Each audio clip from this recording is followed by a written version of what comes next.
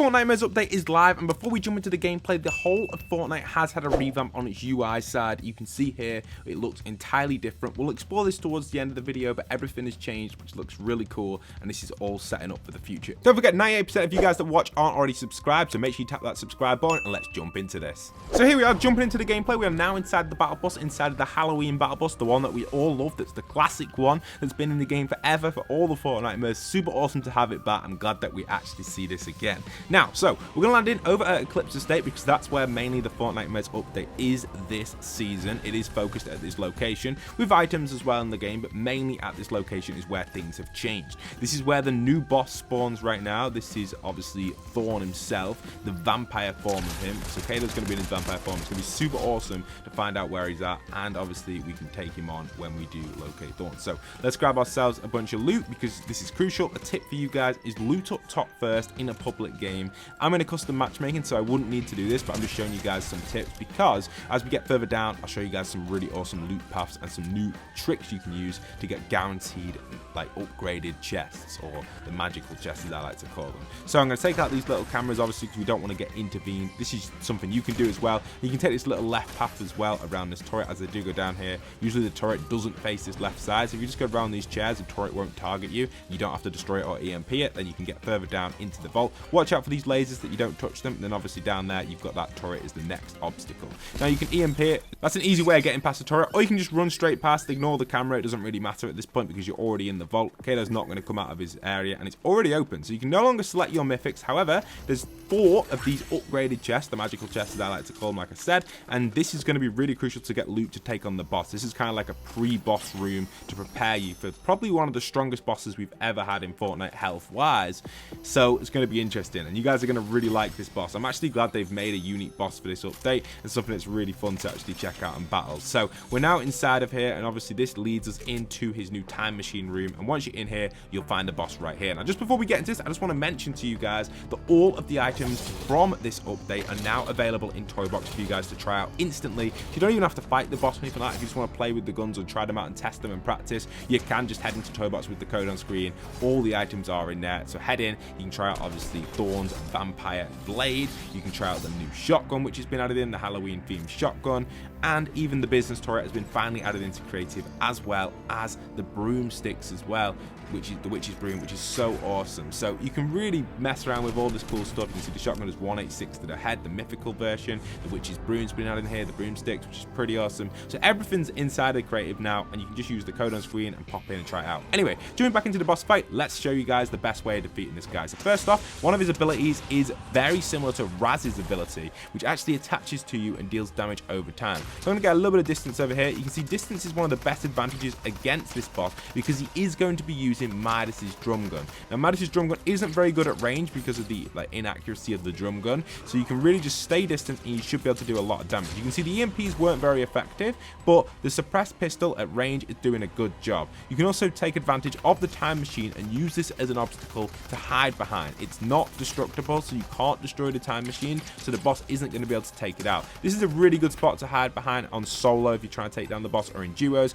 In squads it's going to be a lot easier to obviously eliminate the boss because there's going to be 4 people shooting at him, but on your own it can be difficult. The rocket isn't a good way to go. I'll show you guys a little bit of footage of that here. You can see me taking out the boss with the rocket. It's not really that effective. It does 115 damage. It's really not much. You're better off shooting him with the suppressed pistol or a ranged AR if you've got one. Sadly in this situation I don't have one. The Wood State shotgun, the new Halloween themed shotgun, again isn't that good either. Unless he's pretty close to you, you don't really want to be using a shotgun. And also when he goes in his air Raz form, I'm going to call it the Raz form, where he kind of just sucks the health and life out of you. When he goes in that form, he takes reduced damage. If he's close to you, do get away from him. Watch out for the kinetic blade slices and wait for your health to regenerate. If you do need to head back up the tunnel, you can head up there to get some heals if there is any on the grounds and get them healed. But in this situation, we're just going to show you guys in real time without actually healing up, just to take out the boss the best way possible. Again, the rockets aren't very good, as you can see. If you do happen to move over to this side like I have, you can use the pillars for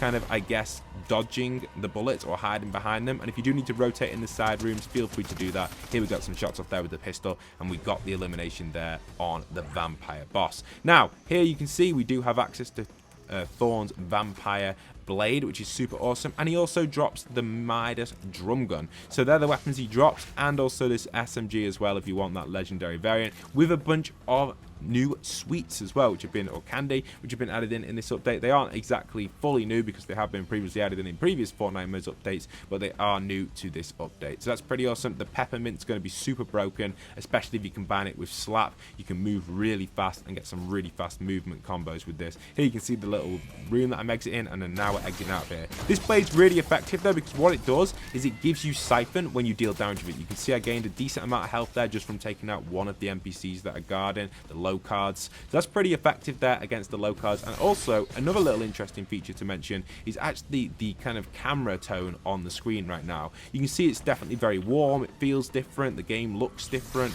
Now this is just only at this area. When you do leave here, I think this is part of the Fortnitemares update, when you do leave this section, which I'm about to do in a second, you'll notice the theme changes back to the normal BR theme. So let's do that, and you can see the lighting just completely changes. Here we go. As we do begin to head out of the area, you can see there we are, we're back to its normal theme. So jumping back to the UI, let's explore a little bit of this just before we end up the video so I can show you guys what's new in here and how it's changed. So it looks different from PC and console. You can see on PC and console it does change the positioning of the bar depending if you're using console and mouse. You can see, I guess, controller and mouse, should I say. It just depends which ones you're using. So this is pretty cool, and now you can see there is some new stuff. The item shop's been moved closer to the locker tab, which is pretty cool. The locker's next door to your play. Battle pass comes a little bit further along, quest towards the end, and then obviously the compete section. Career, which looks like all your stats have been wiped. Maybe some new stats will be added in on here. And V-Bucks, the logo's actually changed for V-Bucks into this little V thing, which is kind of funny. I prefer the old one, but I guess that's the new one. You can see how many V-Bucks you've got there at the top. There's also now a search system here where you can search for island codes. This is where you enter the standard code. There is no like search feature for a normal map. Say if we type in toy box, that doesn't work, so you still have to enter in the original code.